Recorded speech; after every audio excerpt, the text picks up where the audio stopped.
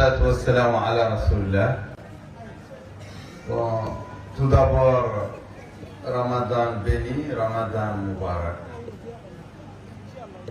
À toute l'humanité, à tous les Mauritaniens, toutes les Mauritaniennes. Ramadan Mubarak à tous mes compatriotes du Guidimata, ceux de Kumbandao, devant lesquels je suis ce soir, cette soirée du 12 avril 2022. En effet, cette visite, ce contact avec les populations de Kumbandao et ceux du Guidimata vient dans un cadre marqué par certaines donnes majeures de notre vie sociopolitique ici en Mauritanie. Donc c'est une période d'ébullition dans le domaine de la recherche de l'égalité, de la recherche de la citoyenneté. Une période marquée par le regain d'intérêt acerbe au sein des groupes traditionnellement dominants de préserver leurs privilèges menacés par l'ascension de la contestation des ordres établis, des ordres anciens, notamment les ordres féodalo-esclavagistes. Ceci n'est pas particulier à la société soninké. Loin s'en faut, la société Maure, la société Alpolaro-Franc, toutes ces deux sociétés aussi vivent et vivront encore des soubresauts, des convulsions qui se rattachent à cette fatalité historique, cette fatalité sociale, cette fatalité démocratique.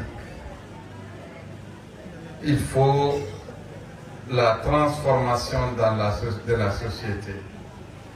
Une société qui est au cœur d'un monde devenu village, unique petit village à cause des moyens de communication, à cause de l'essor de toutes sortes de libertés au sein de l'humanité par les temps qui courent.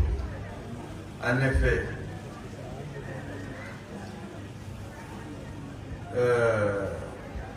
cette période de la vie de notre nation, de l'évolution démocratique de notre nation, est marquée par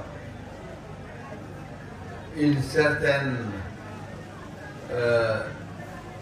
reconnaissance du mouvement qui a fait couler le plus de salive et d'encre dans le domaine de l'esclavage et des droits de l'homme en général. Le mouvement ERA qui commence à enraciner de manière légale ses tentacules et qui commence à affirmer sa reconnaissance au sein de la société et de l'État mauritanien. Vous avez compris que l'IRA vient d'être reconnue.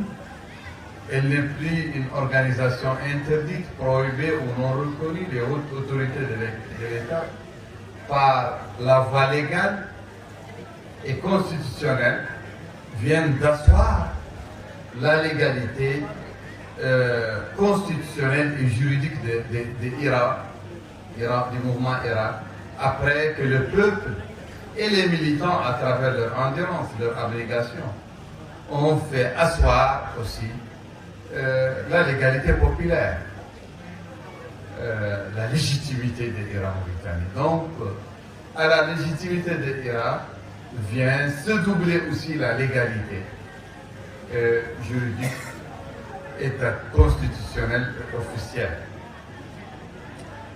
Ça, c'est l'une des donnes qui marque cette période, la période de cette visite.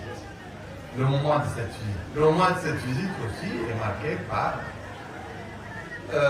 une évolution significative du discours officiel de l'État mauritanien sur les anachronismes sociaux en Mauritanie, le tribalisme, l'esclavagisme, le népotisme, l'ethnicisme.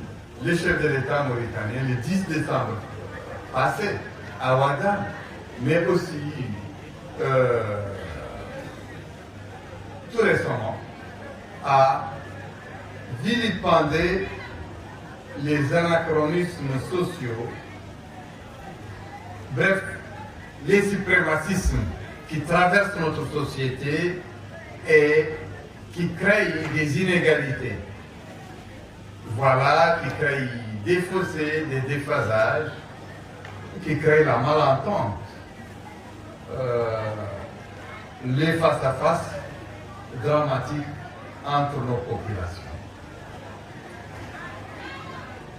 Je vous dirai aussi, ou je rappellerai, que cette visite aussi reste encore dans le cadre qui a été inauguré depuis la fin des élections de 2019, depuis l'accession du président Tazouani au pouvoir.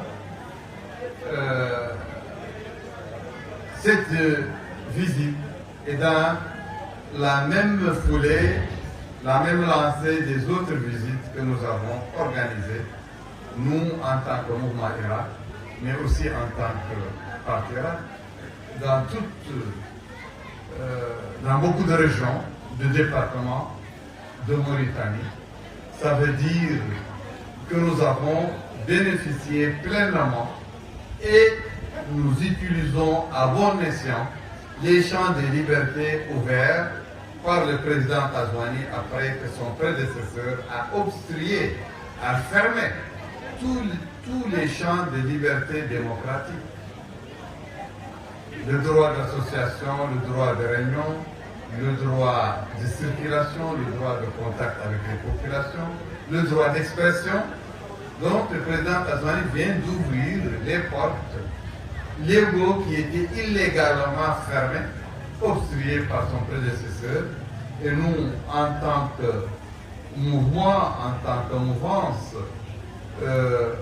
noblement opportuniste, nous nous sommes engouffrés dans cette brèche pour apporter aux populations notre expertise, notre vision en matière des droits de l'homme et en matière politique à travers nos deux cadres, celui de l'Irak et celui du Parti Irak. Bien sûr que toutes ces tournées, dont celle-là est la dernière, celle qui est en cours, qui commence par Koumandao, ce soir, ces tournées sont des tournées bénéficiant de l'autorisation des services publics, des forces de sécurité qui surveillent, qui entendent, qui voient, qui épient l'action, notre discours. Cette visite aussi est marquée par une certaine utilisation des réseaux sociaux. Bon, les réseaux sociaux qui sont devenus un fourre-tout, qui sont devenus, voilà, l'accès, libre d'accès aux personnes les moins utiles pour la société, personnes dont l'apport est insignifiant, voire plein d'opprobre, ignoble pour la société, mais à cause des réseaux sociaux, toutes les personnes peuvent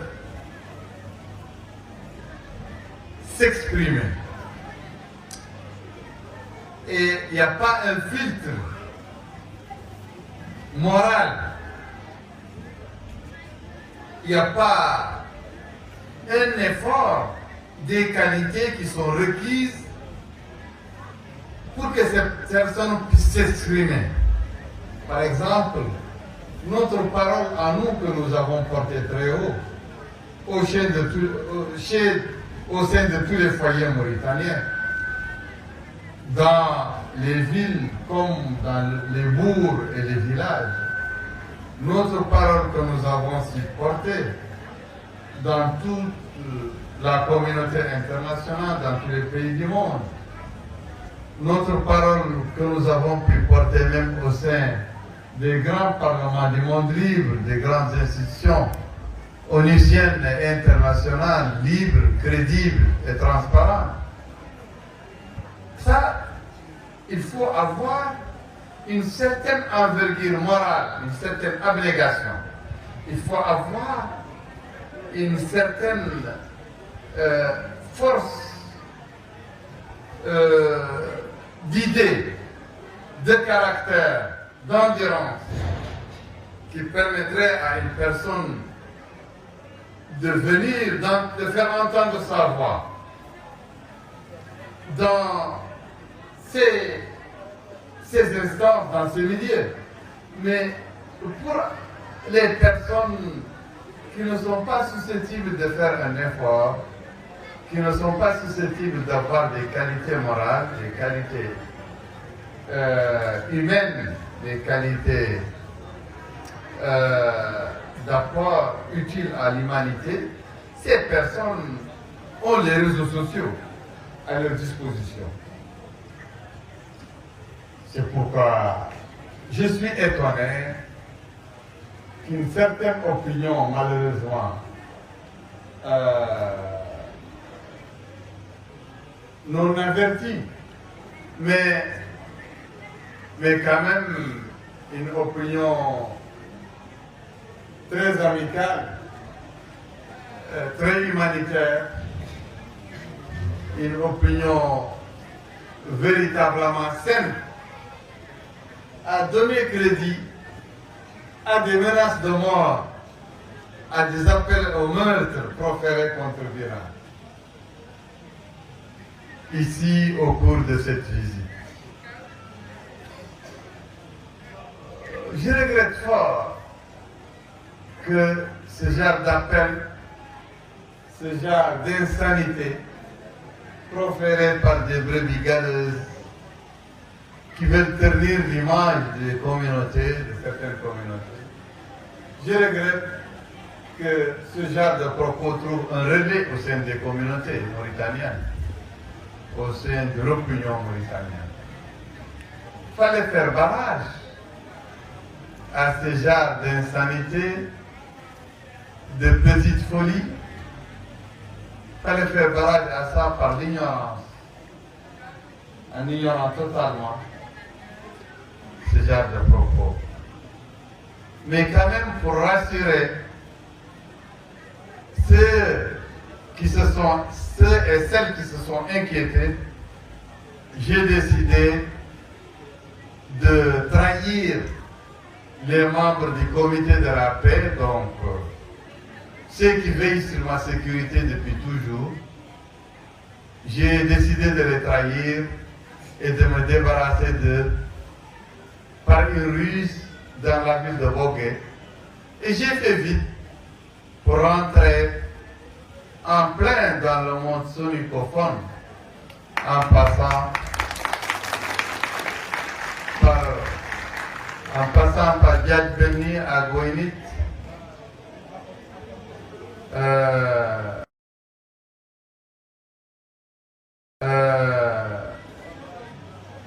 Tachot, Artoumou, Kenilkoumou, Selibabi, et ici, Kombandao, sans aucune garde rapprochée.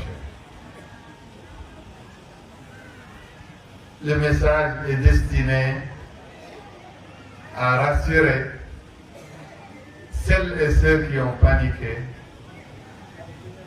à les rassurer que ceux qui menacent sont des personnes incapables de donner suite à leurs menaces, mais aussi les rassurer que la communauté soninké n'est pas représenté par ce genre de brebis galeuses. C'est aussi un message que la Mauritanie évolue et a évolué. Je voudrais interpeller ici toutes les personnes qui ont encore espoir à maintenir le système esclavagiste dans ses dimensions de pratique physique, de coercition physique. Ceux qui veulent encore le maintenir dans ses formes symboliques et coutumières, mais aussi ceux qui aspirent encore à maintenir l'esclavage dans ses dimensions terriennes, agricoles et féodales. Le parcours de Hira, dont sa dernière ascension, informe très clairement toutes les personnes ayant des velléités féodales et esclavagistes que leur entreprise est impossible. Parce que lorsque Hira a été créée, elle a subi des attaques violentes, foudroyantes et en règle de la communauté maure, de la féodalité, au sein de la communauté maure arabo-berbère. Cette communauté qui détenait du temps d'Aziz, et peut-être même maintenant, certainement maintenant aussi, qui détient tous les leviers de commande, politiques, économiques, militaires, sécuritaires, religieuses, les leviers de commande judiciaires, a attaqué Hira avec une force, une violence très rare. Nous avons subi l'excommunication, donc on était totalement mis en dehors de la communauté musulmane au Ban. Nous avons subi la prison, la diabolisation, nous avons été pourchassés, nous avons été torturés, emprisonnés par vagues, diabolisés. Bon, pendant 10 ans, voire même 11. Mais à la fin, au moment des comptes, la féodalité au sein de la communauté maure était obligée de se plier, car l'arithmétique est imparable, le compte est imparable. Toutes les mesures violentes et draconiennes mises en œuvre par le président Aziz, l'ex-président, et les groupes de féodalité qui détiennent les leviers de commande de l'État, toutes les mesures violentes qui étaient mises en œuvre pour éradiquer Hira ont échoué. Pour faire taire le président de Hira, les dirigeants de Hira, les militants, tous les moyens ont été utilisés. Mais c'était un échec. Hira devient de plus en plus forte. Jusqu'au départ de Hira, vous savez notre prestation, notre impact dans les élections de 2019, les élections présidentielles. Et voilà, les personnes intelligentes qui utilisent la tête, qui utilisent l'esprit, qui peuvent lire les événements, démêler leurs écheveaux. Parmi la communauté arabo-berbère, ils ont dit, écoutez, On ne peut plus continuer la confrontation avec l'Iran. Il faut reconnaître l'Iran. Il faut tendre la main à l'Iran. Il faut intégrer l'Iran au sein du microcosme politique et droits de l'homme. Bon, c'est le segment féodal le plus fort, le plus doté de pouvoir, le plus nanti que le segment féodal esclavagiste arabo-berbère a cédé devant la résistance de la vérité, la résistance de l'abnégation, la résistance de la croyance en l'homme, en l'humanité. Voilà.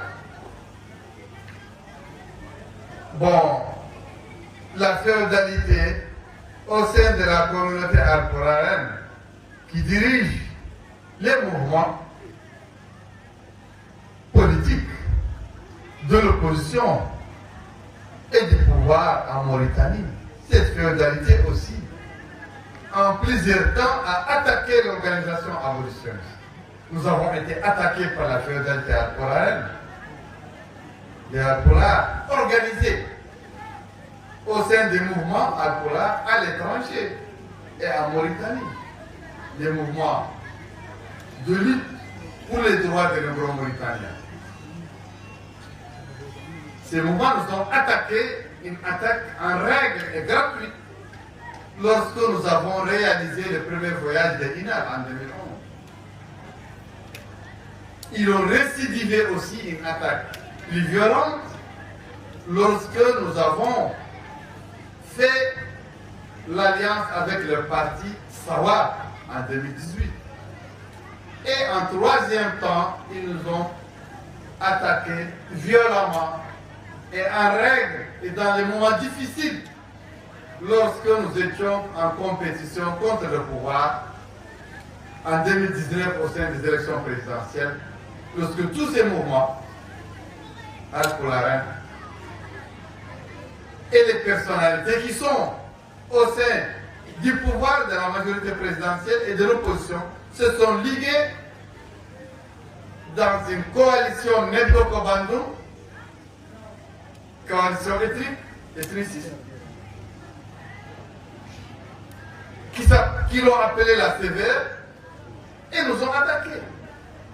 Et ils ont fait orienter toutes leurs flèches empoisonnées contre nous pendant les élections présidentielles.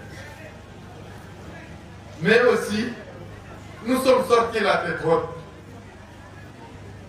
comme principal challengeur du pouvoir en place. Ça ne nous a pas nui ni affaibli. Les attaques dans nos flancs qui ont été orchestrées. Et voilà, cette féodalité alpulaine aussi peut, de manière claire et tranquille, faire le compte et savoir que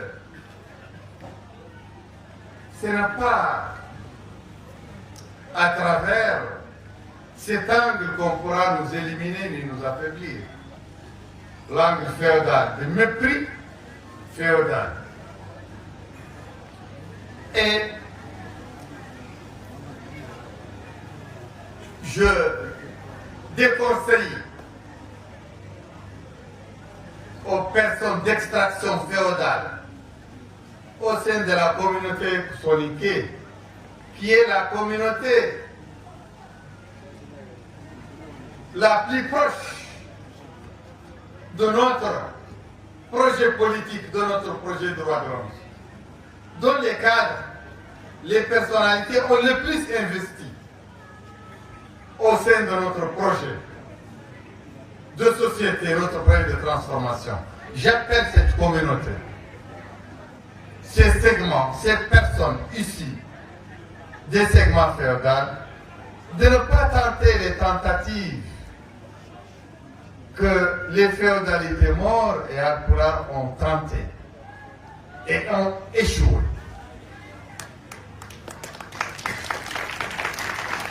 Je tends la main à toutes les franges de la communauté soninké. Je tends la main aux activistes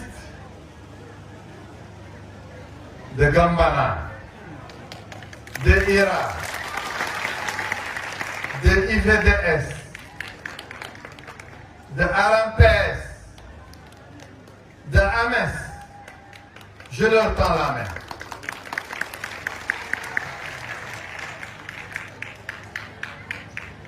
Et de l'autre main, je tends aussi l'autre main au Québec, au Cissé, au Camara, au Soumaré, au Gandega, au Tanya, au Diagana, et j'en passe, je leur tends la main aussi. Je veux dire, au premier bord, je veux dire d'abord au bord censé être féodal et ayant des velléités féodales, que la soif citoyenne, d'égalité citoyenne, la subversion des rapports de suprématie tribale, féodale ou esclavagiste, c'est une lame de fond qui fait son œuvre au sein de toute notre société, Et je suis fier de l'être, le fer de lance, la cheville ouvrière, moi, les gens de IRA, les gens d'Irak, nous sommes la cheville ouvrière, le fer de lance, la lame de fond qui mène cette action de subversion de tous les rapports féodaux esclavagistes.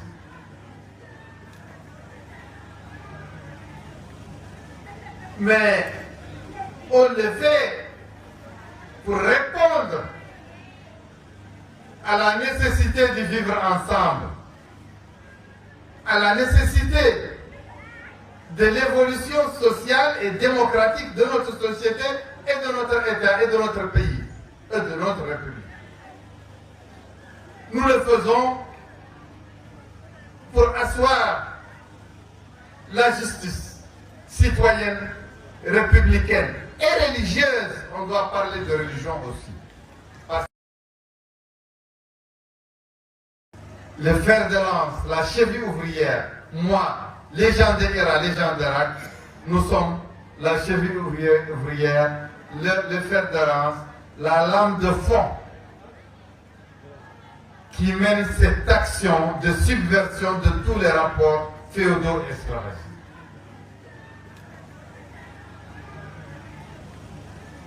Mais on le fait pour répondre à la nécessité de vivre ensemble, à la nécessité de l'évolution sociale et démocratique de notre société et de notre État et de notre pays et de notre République. Nous le faisons pour asseoir la justice citoyenne, républicaine et religieuse. On doit parler de religion aussi. Parce que les luttes anti-esclavagistes, les luttes sur l'esclavage, sur les résidus de l'esclavage, sur les coutumes esclavagistes, ces luttes se cristallisent aussi au sein de la religion, particulièrement l'imama. Je parlerai de Kumbandao et de la mosquée de Kumbandao.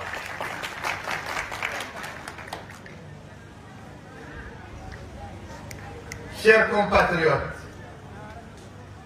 sémicophones de Mauritanie, comme d'ailleurs, dans vos stratifications sociales, anté-démocratiques donc, avant la démocratie, avant anté-républicaine, avant la République,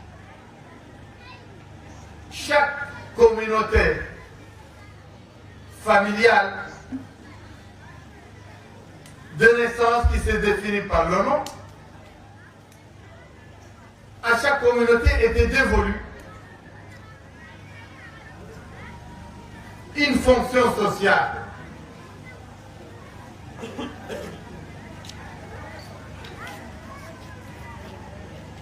La fonction religieuse était dévolue au Cissé, au Québec, par exemple. Et qui d'autre? Une personne peut me compléter?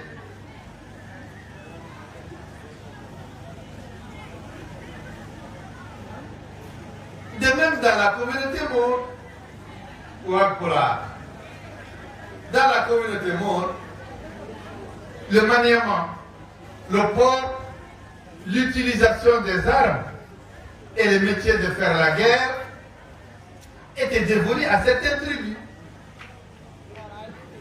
Ma'awiya ou Sahmi al-Taïq, qui fut président, colonel et président de la République, Mohamed Mahmoud ou Ahmed Louli, officier supérieur et qui fut président de la République, Mohamed El-Cheikh Azwani, l'acteur président, général, commandant des armées, et qui est actuellement président de la République. La tribu dont il est ici, son rôle dans la société maure, dans sa stratification anti-républicaine et antidémocratique, donc avant la République et avant la démocratie, à sa tribu, le rôle et le métier des armes n'étaient pas dévolus. C'était le métier des livres,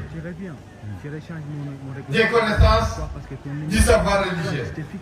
Mais il a porté les armes parce que la communauté maure a accepté de se saborder face à la fatalité de l'évolution sociale, humaine et mondiale, de l'évolution des sociétés. C'est ce qui fait la force de la communauté maure face aux autres communautés qui veulent rester dans la stagnation. Ce n'est pas possible. Cette stagnation, ce statu quo sera bousculé. Ce statu quo va voler un éclat sous le coup de boutoir de l'évolution sociale, de l'aspiration de vos enfants, vous, les Soniqués. Vos enfants aspirent au mariage mixte entre vos différentes strates, entre vos différents ordres sociaux. Vos enfants, vos esclaves aspireraient à jouer les rôles que vous jouiez. Écoutez, la dynamique de liberté, de libération, de contestation des ordres a atteint son paroxysme au sein de la communauté maure.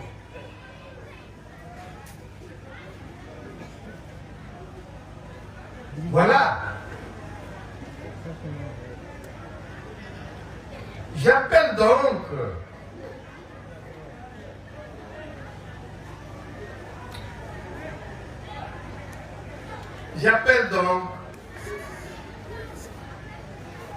mes citoyens,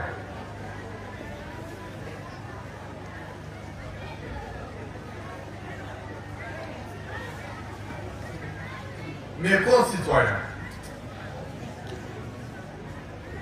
Soninko et Alpolar, et dans une moindre mesure, Maure, dans une moindre mesure encore, Wolof,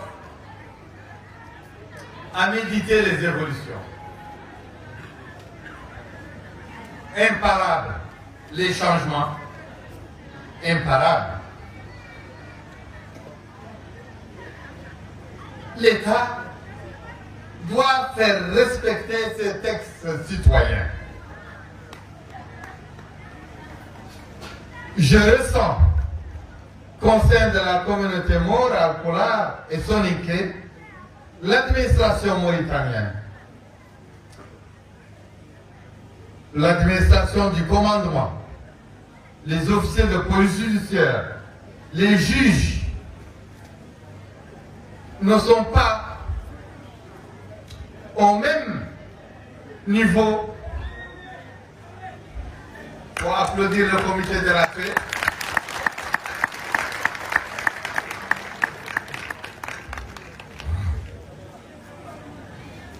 Ils viennent de me rejoindre, les jeunes du comité de la paix, que j'ai floué à Bogué pour leur envoyer ce message à toutes les brebis galeuses, pour les édifier, ces brebis galeuses, que la communauté soninké n'est pas à leur solde et n'est pas à leur ordre, sous leurs ordres. Voilà.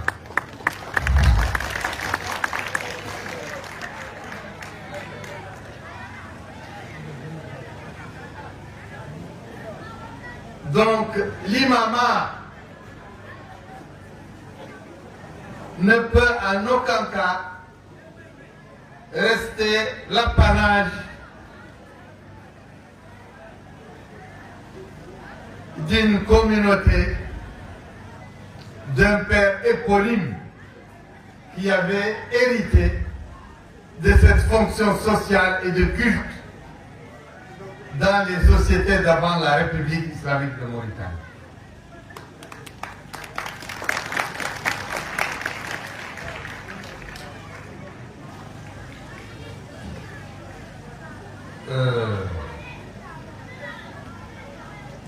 Je voudrais aussi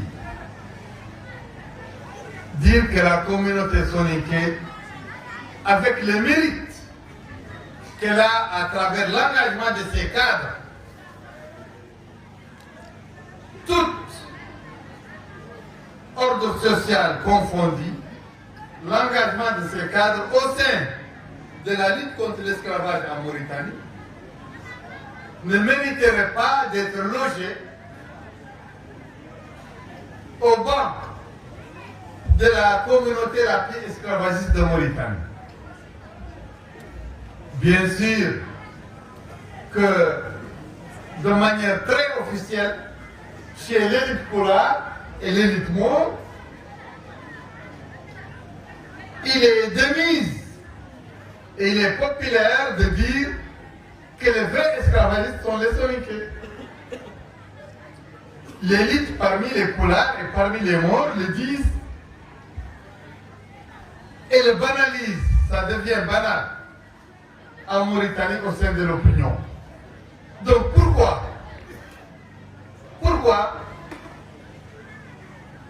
certains soninké veulent donner raison à cette catalogation, ce catalogage de la communauté soninké? Pourquoi certains soninké, par leur manque de perméabilité aux idées abolitionnistes, aux idées anti-esclavagistes, aux changements impératifs, pourquoi vous utilisez, vous aiguisez l'arme par laquelle vos détracteurs veulent nous atteindre? Moi, je pense que les premières personnes qui doivent militer de manière haut en couleur contre l'esclavage, ce sont la communauté soninké. Certains le font. Et ils sont avec moi, parmi mes amis, mes compagnons. Et ils sont issus de la communauté, l'ordre des féodaux, mais ils ont rejoint ce combat par conviction. Pourquoi pas tous les autres? Pourquoi certaines personnalités de poids au sein de la communauté soninké entretiennent le doute, entretiennent la suspicion autour de leur position sur l'esclavage et l'éradication de l'esclavage.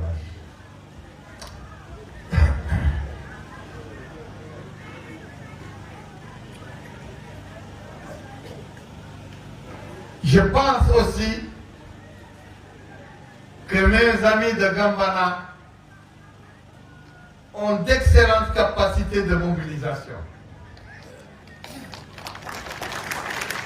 Mes amis de Gambana, au Mali, en Mauritanie, en Gambie, un peu partout dans les pays d'Afrique de l'Ouest et au sein des diasporas dans l'Occident, ont d'excellentes capacités et possibilités de mobilisation.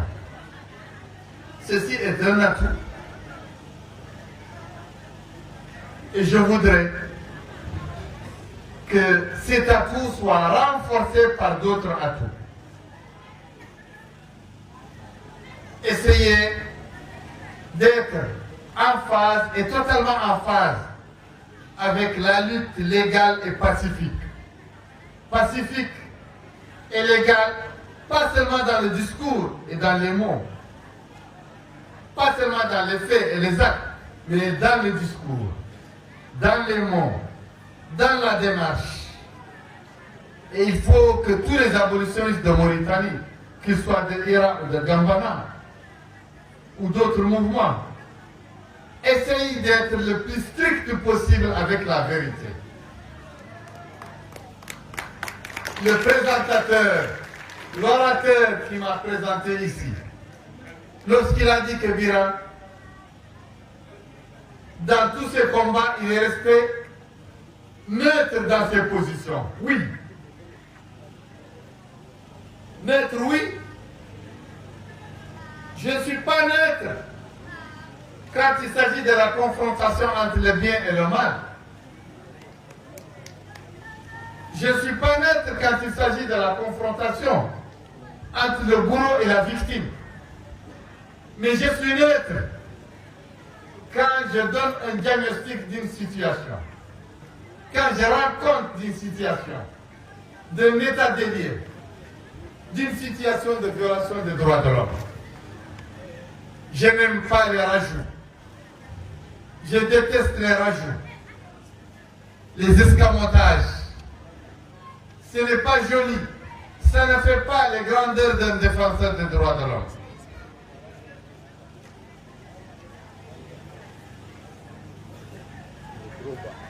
S'il vous plaît, militantes et militants, il faut que vous formiez à l'école de la neutralité par rapport aux états des lieux, aux situations de fait. On n'a pas besoin d'aggraver une situation de violation des droits de l'homme. Parce que le monde est plein à craquer de violations des droits de l'homme.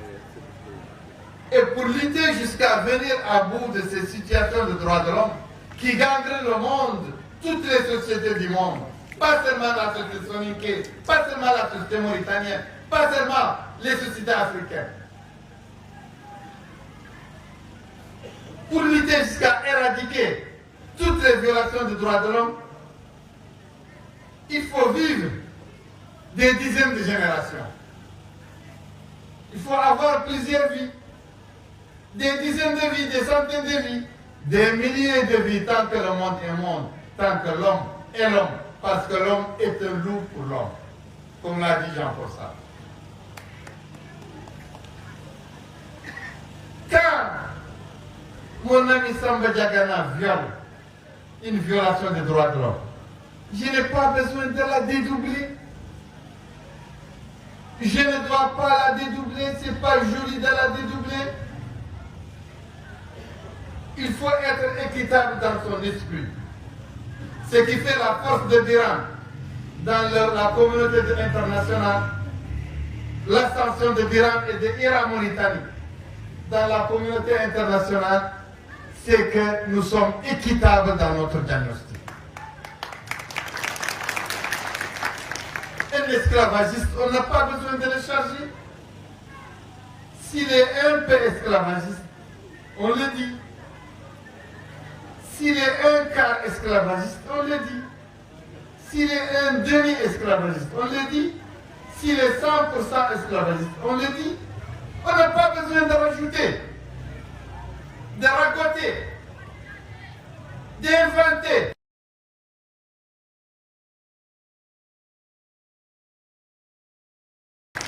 Un esclavagiste, on n'a pas besoin de le charger. S'il est un peu esclavagiste, on le dit. S'il est un quart esclavagiste, on le dit. S'il est un demi-esclavagiste, on le dit. S'il est 100% esclavagiste, on le dit. On n'a pas besoin de rajouter, de ragoter, d'inventer. C'est ce qui a affaibli beaucoup d'organisations mauritaniennes qui n'ont pas pu jouir de la reconnaissance dont a joui l'Irak dans un laps de temps. Nous sommes rigoureux dans le rapport, les comptes rendus des situations de violation des droits de l'homme. Ceci m'amène à parler de la mosquée de Koumbandaou. Bien sûr que je récuse et je refuse toute tentative de confisquer le droit de tous les musulmans, de tous les soninké d'extraction civile ou nobiliaire, le droit de chacun d'eux à être un bon musulman, à être un bon connaisseur du Coran, de la Sunna, à être un bon connaisseur de la jurisprudence islamique. Mais pourquoi lui déniais-je ce droit, le droit à l'imama? Pourquoi abréger l'imama dans des noms de famille? En tout cas, ce n'est pas une loi islamique. En tout cas, ce n'est pas une loi républicaine de l'État mauritanien. Et l'État mauritanien doit être rigoureux avec ses lois et doit les appliquer. Et je vois que les auxiliaires de l'État qui sont dans les régions obéissent plus aux féodalités dirigeantes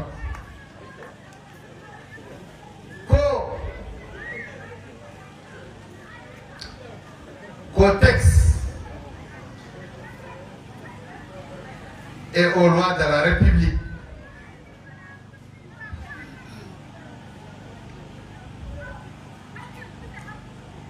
Mais tout le problème que j'entendais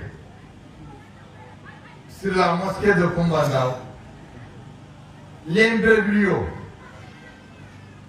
féodalo-esclavagiste, l'imbroglio autour de cette mosquée n'est pas exactement ce que nous entendons dans les réseaux sociaux. Car ce matin, avant de quitter Rosso, directement pour Koumbandaou, j'ai eu une discussion avec le gouverneur, le Wali sortant du Guidimata et son successeur sur le problème de Koumbandaou, sur la mosquée de Koumbandaou.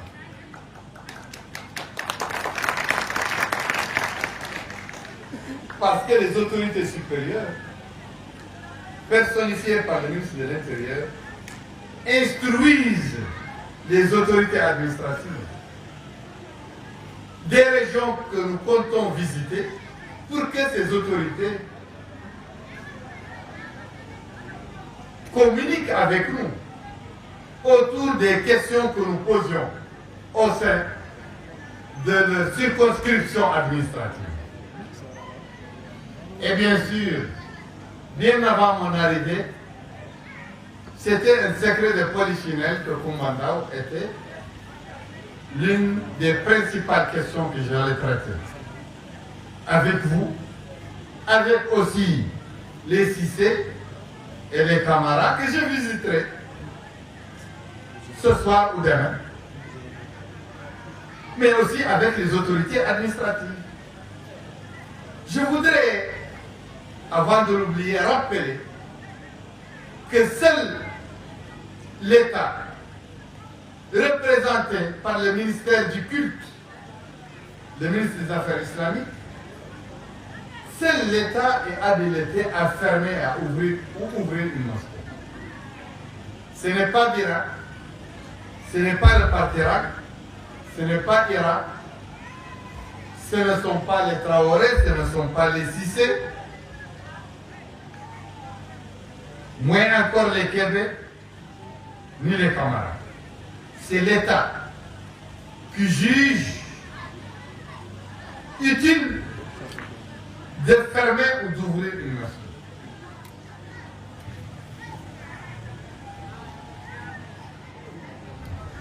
Nous autres, nous sommes des avocats, des plaideurs, et nous sommes des lanceurs d'alerte.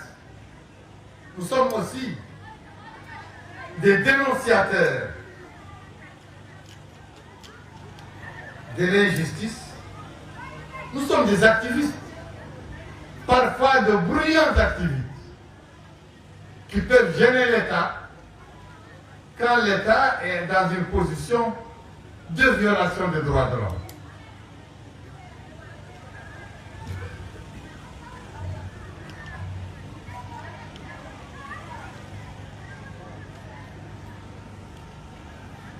D'après le compte rendu que j'ai eu de monsieur, le premier qui m'a parlé, de monsieur Diakili Traoré, le compte rendu qu'il m'a donné est conforme au compte rendu que le Wali sortant du Didi Mata et le Wali rentrant m'ont donné ce matin. Donc, c'est différent de ce que nous entendions. Bien que je reviendrai au sous-entendu. Mais malheureusement, dialectiquement parlant, on ne peut pas substituer le sous-entendu au fait réel, surtout si les témoignages sont concordants et l'écrit noir sur blanc est disponible.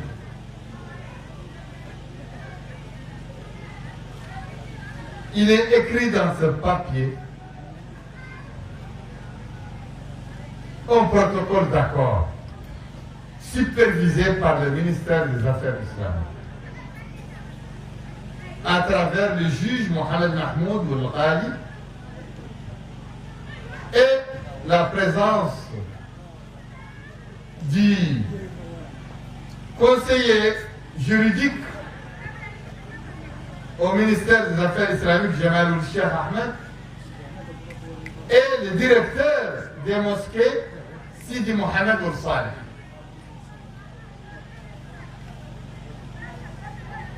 Il est stipulé que dans cet accord, le ministère des Affaires islamiques statue que l'imam Jimko Boubou Cissé est désigné imam de la prière du vendredi dans la mosquée de Kumbandao parce qu'il est enregistré au sein de la liste des imams dont dispose le ministère des Affaires islamiques de Mauritanie. Ça, c'est le point numéro 1. Le point numéro 2, M. Salo Wagé Traoré est désigné imam des 5 prières quotidiennes. Comme premier imam des 5 prières quotidiennes et comme adjoint de l'imam Cissé au sein de la prière du vendredi. Elle est partie, le président et les deux, et le conseil juridique et le directeur ont apposé leur signature à cette décision.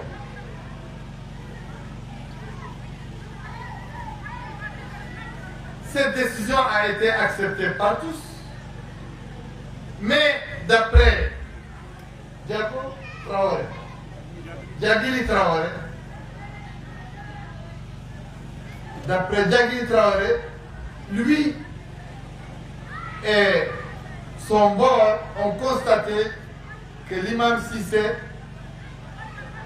se dérobe aux 5 prières et n'y assiste pas, les 5 prières quotidiennes, mais vient pour s'acquitter de la prière du vendredi.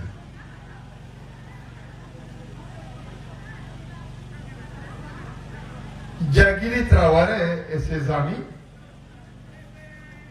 ont opté pour le sous-entendu qui est connu au sein de nos communautés Maure, Pulaar et Soninké. C'est que les personnes d'extraction nobiliaire ne prient pas devant les personnes d'extraction servile.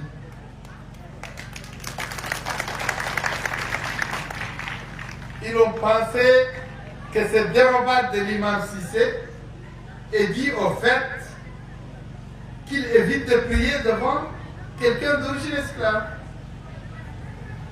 En guise de réaction, et ils l'ont empêché, ils lui ont retiré le micro au cours d'une prière du vendredi. Une rixe s'en est suivie et l'État, pour éviter la confrontation au sein de cette mosquée, a été obligé de fermer cette mosquée. Ça, c'est le compte-rendu véridique.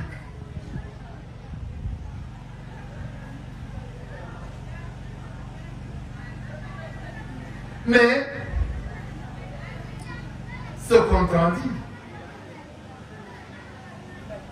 pour moi, ne voudrait pas blanchir les uns ou les autres qui ne voudraient pas prier devant un esclave, derrière un esclave. Seulement le fait de dire qu'ils l'ont dit publiquement et que l'État les a soutenus en disant que oui, on ferme la mosquée parce qu'on ne veut pas que les esclaves. Bon, moi je pense que ça ne relèverait pas d'un compte rendu honnête et neutre et qui permet aux récepteurs, aux gens qui reçoivent l'information, comme moi, d'utiliser à bon escient le compte rendu. Parce que le compte rendu, s'il est vicié, ça rend mon soutien difficile à la personne concernés, aux personnes concernées qui ne m'ont pas donné un compte rendu fidèle.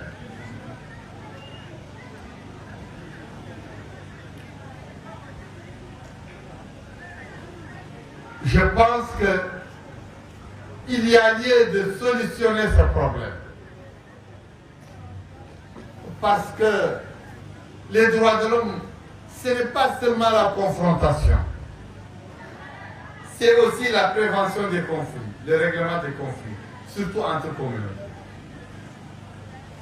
C'est la médiation entre les communautés, entre elles et entre les communautés et l'État, et les services de l'État, d'autre part.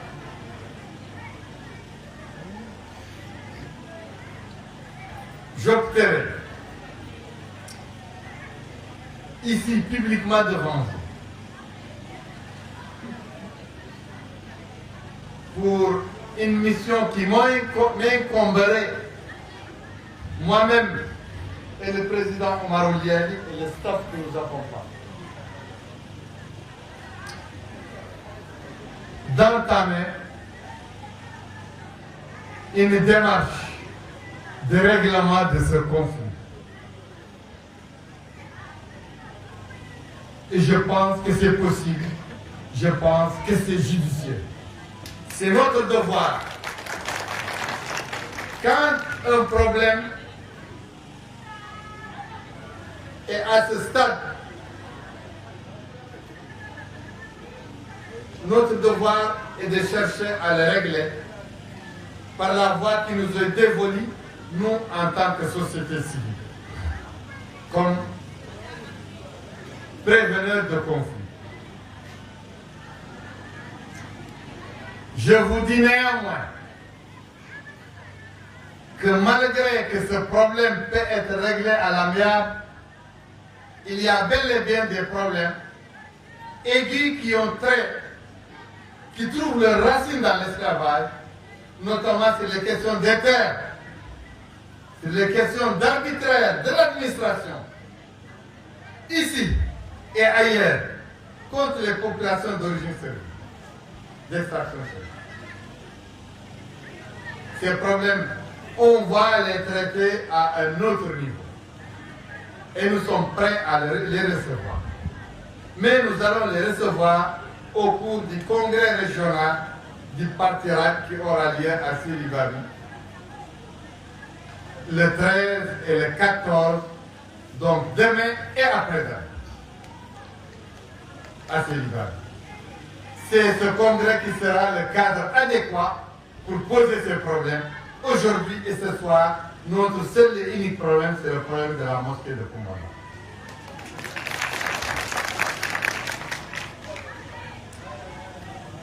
Je vous suggère aussi une autre suggestion importante, c'est que le changement ne se fera, le changement véritable qui va vous satisfaire, vous en tant que citoyen, assoiffé d'une république citoyenne, d'un État citoyen et d'une société citoyenne égalitaire et prospère. Le seul moyen d'y accéder, d'y arriver, c'est le changement, l'alternance politique. Le changement de régime. Il faut abolir les régimes des 78 arts. Les 78 arts, ce sont les militaires qui se sont accaparés du pouvoir républicain et citoyen qui était en construction et qui était dirigé par le père fondateur de la République islamique de Mauritanie, Maître Mokhtar Boudada, le 10 juillet 1968. Depuis le 10 juillet 1978,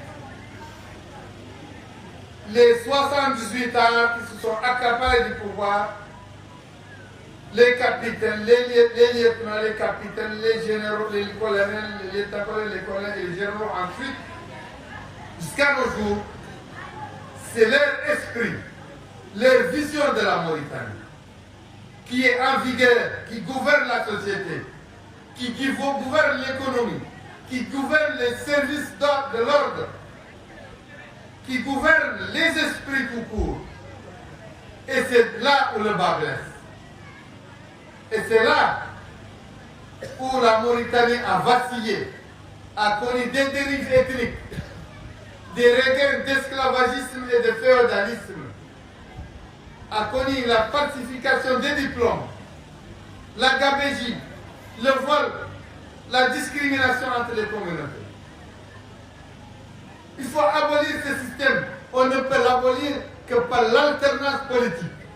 C'est-à-dire changer démocratiquement de président, de gouvernement, de parlement, de conseillers municipaux, de conseillers régionaux.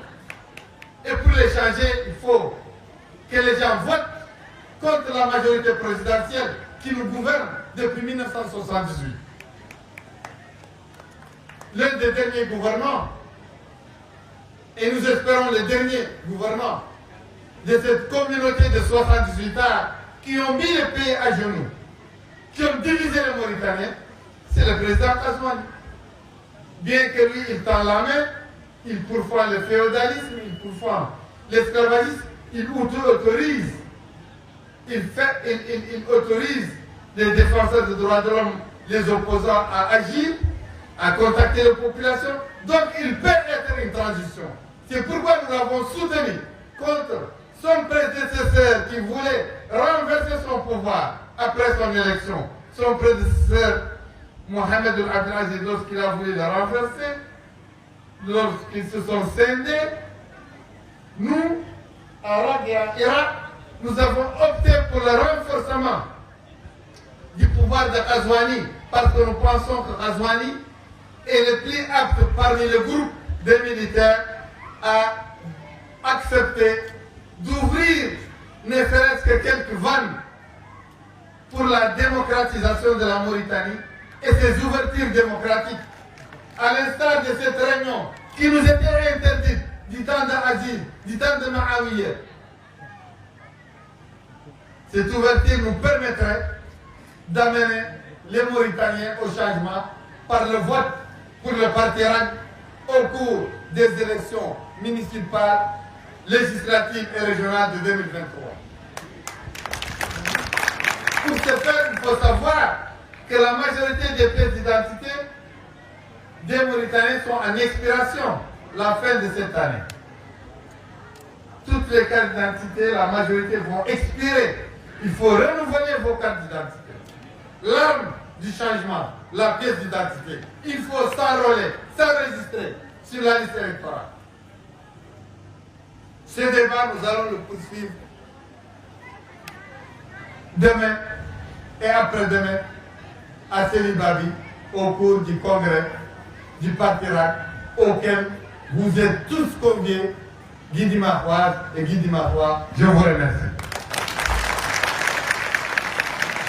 Il y a une cérémonie qu'on va faire